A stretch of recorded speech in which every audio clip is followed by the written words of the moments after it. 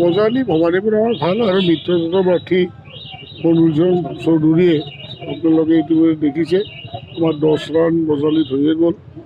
গতিকে আমাৰ যথেষ্ট ভোটত জয়লাভ কৰিব, প্ৰায় 2,20,000 মান ভোটত জয়লাভ কৰিব বুলি আশা আছে। দেশত তৃতীয়বাৰৰ কাৰণে NDA চৰকাৰ আপোনালোকৰ হ'বলৈ হৈ গ'ল, এতিয়া 290টো আগবাঢ়িয়ে গ'ল, 300ৰ ওপৰত আমাৰ NDA পাব আৰু পুনৰবাৰ তৃতীয়বাৰৰ কাৰণে আমাৰ নৰেন্দ্ৰ মোদীজী চৰকাৰ গঠন কৰিব।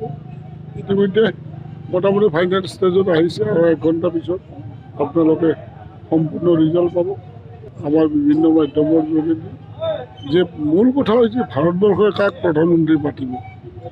আমাৰ ইণ্ডি যদি জোটবন্ধন আছিল, তেওঁলোকে প্ৰধানমন্ত্ৰীৰ প্ৰাৰ্থীজনকে প্ৰক্ষেপ কৰিব নোৱাৰিলে, যাৰ কাৰণে ভাৰতবাসীয়ে প্ৰস্তুত নহ'ল ভোট দিয়াৰ কাৰণে।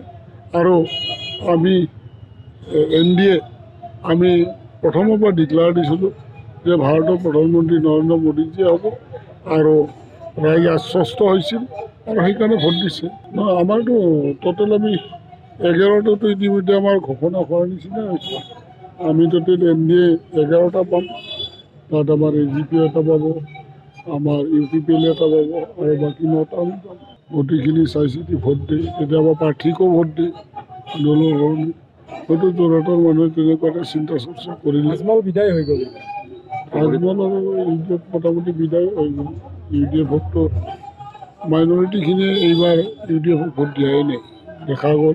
যিটো সমীক্ষাৰ পৰা নহয়, যিটো বাস্তৱ চিত্ৰত দেখা গ'ল যে UDF বুলি ভোট নিদিলে আৰু মাইনৰিটি গোটেইখিনি ভোট কংগ্ৰেছকে দিলে।